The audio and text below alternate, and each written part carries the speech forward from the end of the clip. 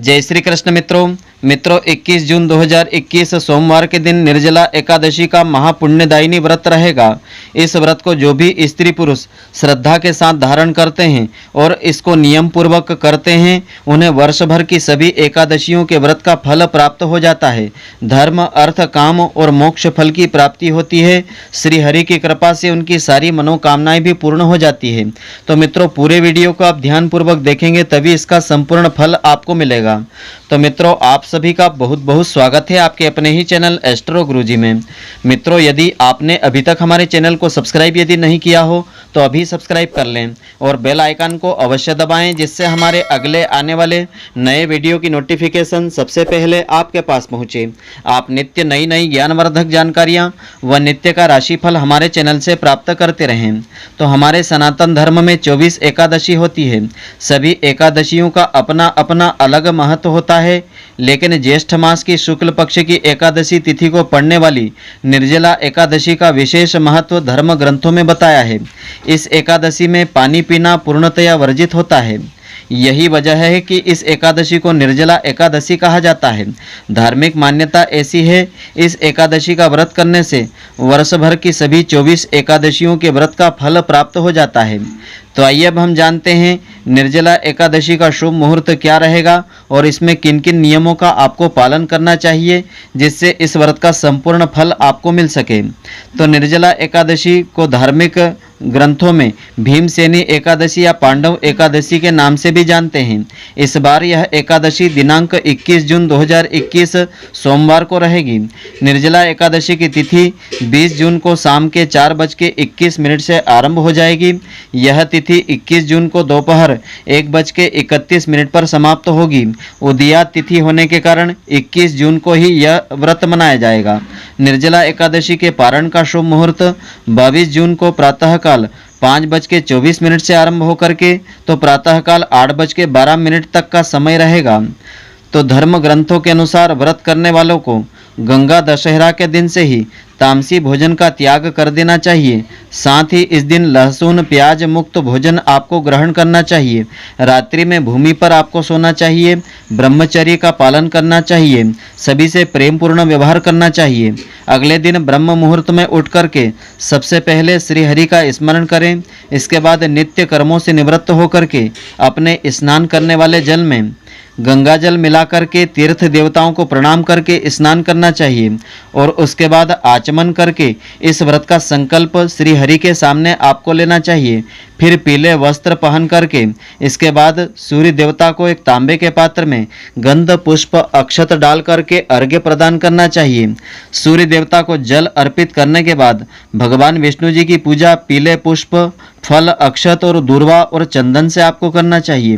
फिर ओम नमो भगवते वासुदेवाय इस महामंत्र का यथाशक्ति अधिक से अधिक संख्या में आपको जाप करना चाहिए।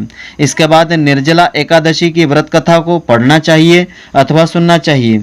कर्पूर से श्री हरि की लक्ष्मी नारायण भगवान की श्रद्धापूर्वक आरती करना चाहिए।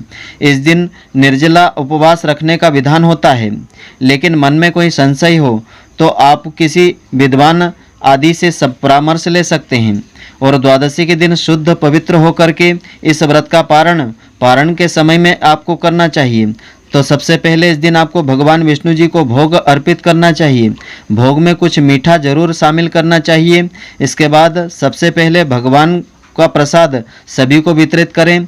ब्राह्मणों और जरूरतमंदों को यथाशक्ति दान दक्षिणा दे करके स्वयं प्रसाद ग्रहण करें।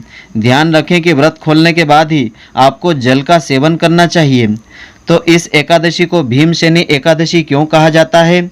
तो पौराणिक कथाओं के अनुसार जब महर्षि वेदव्यास जी ने पांडवों को चारों पुरुषार्थ धर्म, अर्थ, काम और मोक्ष फल देने वाली एकादशी के व्रत का संकल्प करवाया था, तो महाबली भीम ने निवेदन किया था। तो महर्षि ने अपने तो प्रतिपक्ष एक दिन उपवास की बात कही थी कि मैं तो एक दिन क्या एक समय भी भोजन के बगैर नहीं रह सकता हूँ। मेरे पेट में व्रक नाम की जो अग्नि है उसे शांत करने के लिए मुझे कई लोगों के बराबर और कई बार भोजन करना पड़ता है। इसलिए मुझे दिन में कई बार भोजन की आदत हो गई है। तो क्या अपनी उस भूख के कारण मैं एकादशी जैसे पुण्य व्रत से वंचित रह जाऊँगा? तो महर्षि ने भीम की समस्या का निदान करते और उनका मनोबल बढ़ाते हुए कहा कि नहीं कुंती नंदन, धर्म की तो यही विशेषता है कि वह सबको धारण ही नहीं करता है, सबके योग्य साधन व्रत नियमों की बड़ी सहज और लचीली व्यवस्था भी उपलब्ध करवाता है। अतः आप ज्येष्ठ मास शुक्ल पक्ष की निर्जला नाम की एकादशी का व्रत कर लो तो तुम्हें वर्ष भर की समस्त एकादशियों के व्रत का फल प्राप्त हो जाएगा। निसंदेह तुम इस लोक में सुख, यश और प्राप्तव्य प्राप्त करके मोक्ष का फल प्राप्त कर लोगे। तो इसका महत्व इस प्रकार से बढ़ गया था। वेदव्यास जी के इतने आश्वासन पर तो वृकोदर भीमसेन भी इस एकादशी का विधिवत व्रत करने को सहमत हो गए थे। इसलिए वर्ष भर की एकादशियों का पुण्य लाभ देने वाली इस श्रेष्ठ निर्जला एकादशी को लोक में पांडव एकादशी या भीमसेनी एकादशी के नाम से जाना जाता है। मान्यता है कि इस दिन जो स्वयं निर्जल रह करके ब्राह्मण या जरूरतमंद व्यक्ति को शुद्ध जल से भरा हुआ घड़ा दान करता है, उसे जीवन में कभी भी किसी भी बात की कमी नहीं होती है, किसी भी वस्तु की कमी नहीं होती है, हमेशा सुख समृद्धि में उसके बढ़ोतरी होती है। तो इसकी महापुण्यदायिनी व्रत कथा इस प्रकार से है। इस दिन इस व्रत कथा को श्रद्धापूर्वक श्रवण करने से इस व्रत का अनंत गुना फल प्राप्त होता है। तो भगवान श्री कृष्ण धर्मराज युधिष्ठिर से कहते हैं कि हे राजन, श्री सूत जी ने इस एकादशी की कथा अनेक ऋषि मुनियों को बताई थी। तो एक बार पांडु पुत्र भीम ने अपने पूज्य पितामह व्यास जी से भी निर्जला एकादशी की व्रत कथा का वृत्तांत जानने की जिज्ञासा प्रकट की थी। सभी शास्त्रों व वेदों के मर्मज्ञ वेदव्यास जी कहने लगे कि ज्येष्ठ मास के शुक्ल पक्ष और कृष्ण पक्ष कि इन दोनों ही पक्षों की एकादशियों के व्रत में भोजन नहीं करना चाहिए, अन्न का त्याग करना चाहिए। द्वादशी को स्नान आदि से पवित्र होकर के भगवान केशव की श्रद्धापूर्वक पूजा करने से पहले ब्राह्मणों को भोजन करवा करके अंत में स्वयं भोजन ग्रहण करना चाहिए। तो भीमसेन कहने लगे कि परम पूज्य पितामह, मेरा निवेदन आप सुनिए, मुझसे भूख सही नहीं जाएगी। मैं विधिवत भगवान की पूजा करके दान भी देता हूँ, परंतु भोजन के बिना एक पल और एक दिन भी मैं नहीं रह सकता हूँ। तो व्यास जी ने कहा कि यदि तुम स्वर्ग लोक को अच्छा और नरक लोक को बुरा समझते हो तो प्रति मास दोनों पक्ष की एकादशी को भोजन नहीं किया करो। तो भीमसेन कहने लगे कि हे पूज्य पितामह, जब एक बार भोजन करके भी मुझे संतुष्टि नहीं होती तब उपवास करके मैं कैसे रह पाऊंगा। उपवास करना तो मेरे लिए बहुत ही कठिन हो जाएगा। मेरे उदर में वृक्क नाम की अग्नि सदा ही जलती रहती है और भोजन करने के पश्चात ही वह शांत हो पाती है। इसलिए जब मैं बहुत अधिक खाता हूँ तभी वह शांत हो पाती है। इस कारण मैं वर्ष भर में केवल एक ही उपवास कर पाऊंगा। तो वेद व्यास जी ने कहा कि हे भीमसेन, इस एकादशी करने की विधि यह है कि ज्येष्ठ मास में सूर्य वृषभ राशि पर हो या मिथुन राशि पर हो, शुक्ल पक्ष में जो एकादशी हो उसका यत्न पूर्वक निर्जल व्रत धारण करना चाहिए। अर्थात वृषभ और मिथुन संक्रांति के सूर्य में ज्येष्ठ मास की शुक्ल पक्ष की एकादशी होती है, जिसे निर्जला एकादशी कहा जाता है।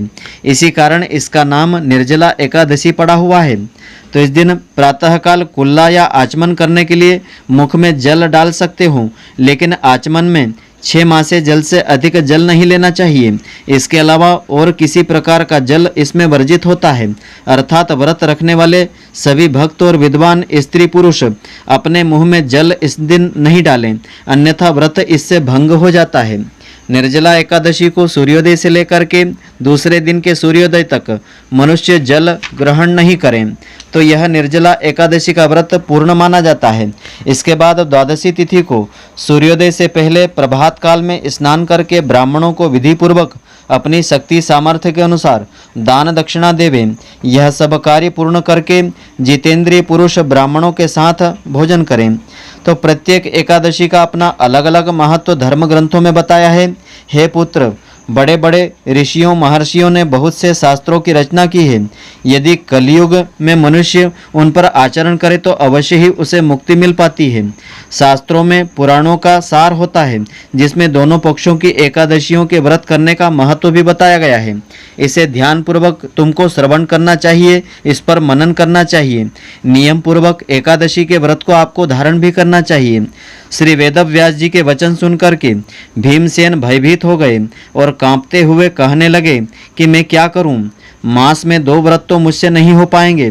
तब वेद व्यास जी ने कहा कि पुत्र, फिर 1 वर्ष में एक एकादशी का व्रत तो कर सकोगे। भीमसेन ने स्वीकृति पूर्वक अपना शीश हिलाया।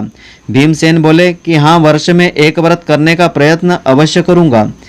तो यदि व्रती एकादशी को सूर्योदय से लेकर के द्वादशी को सूर्योदय तक जल ग्रहण नहीं करें, अर्थात निर्जल रहे, तो उसे सारी एकादशियों के व्रत का पूर्ण फल प्राप्त हो जाता है।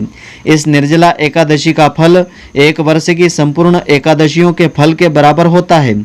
उस दिन ओम नमो भगवते वासुदेवाय इस महामंत्र का उच्चारण करके गौदान का संकल्प लेना चाहिए, गौदान करना चाहिए।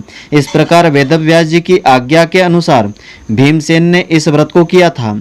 इसीलिए इस एकादशी को भीमसेनी या पांडव एकादशी भी कहते हैं। निर्जल व्रत करने के पूर्व भगवान का पूजन करके संकल्प लेना चाहिए। इस दिन जल से भरा हुआ घड़ा वस्त्र से ढक करके स्वर्ण आदि के साथ योग्य ब्राह्मण को दान में देना चाहिए। इससे व्रत करने वालों को करोड़ फल स्वर्ण दान का फल प्राप्त हो जाता है। निर्जला एकादशी के व्रत से मनुष्य के पिछले पाप नष्ट हो जाते हैं और अंत समय में वह विष्णु लोक को प्राप्त हो जाता है।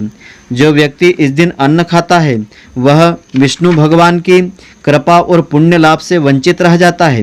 अतः हे भीमसेन, श्रद्धापूर्वक इस व्रत को करने वालों को भगवान का पूजन, गौदान, ब्राह्मणों को मिष्ठान्न, दक्षिणा और जल से भरे हुए कलश का दान अवश्य करना चाहिए। निर्जला एकादशी के दिन अन्न, वस्त्र, पात्र और उपाहन, जूता आदि का दान करना सर्वश्रेष्ठ बताया है।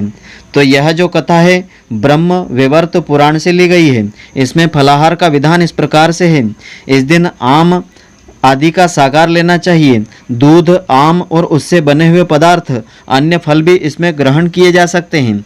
तो इस प्रकार नियम पूर्वक इस व्रत को धारण करने से समस्त मनोकामनाएं पूर्ण होती है और वर्ष भर की सभी एकादशियों का पूर्ण फल भी प्राप्त हो जाता है।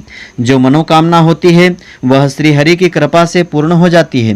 तो मित्रों, आशा करता हूँ कि आपको हमारी यह ज्ञानवर्धक जानकारी पसंद आई होगी। यदि आपको पसंद आई हो तो आप हमारे वीडियो को अधिक से अधिक शेयर अवश्य करें, जिससे अधिक से अधिक भक्तजन इसका लाभ प्राप्त करते रहें, इसका पुण्य फल आपको भी मिलता रहे। और आप हमारे वीडियो को लाइक करना नहीं भूलें। धन्यवाद। जय श्री कृष्ण मित्रों, फिर मिलेंगे।